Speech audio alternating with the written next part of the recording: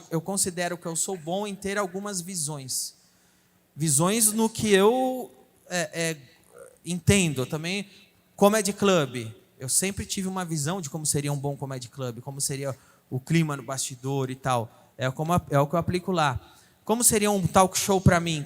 Então, eu sempre penso como o consumidor. Nada que eu fiz até hoje, eu penso como um empresário, por exemplo. Televisão.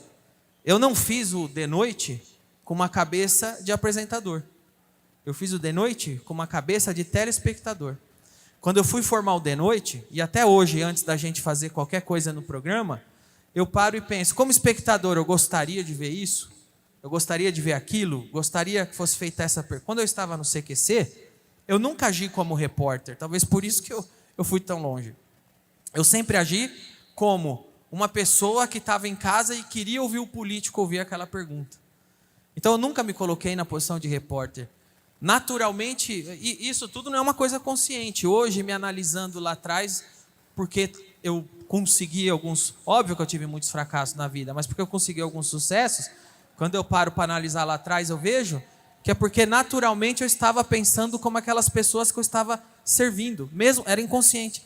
Então, no CQC, eu nunca falei, eu sou o repórter que vai lá e vai falar, enfrentar o político. Eu sempre pensava assim, mano, eu ficava na minha casa vendo esses arrombados aí. Puta, mano, eu queria muito alguém fosse lá e perguntasse isso pra ele. Eu ia e perguntava.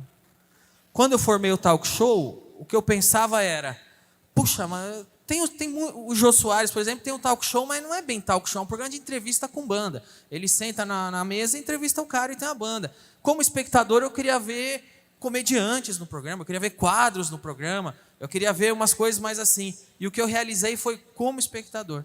Quando, sei lá, e isso eu levo para a minha vida até hoje.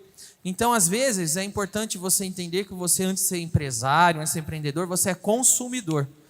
Pense com a cabeça do consumidor que você vai oferecer o serviço. Isso deu muito certo para mim.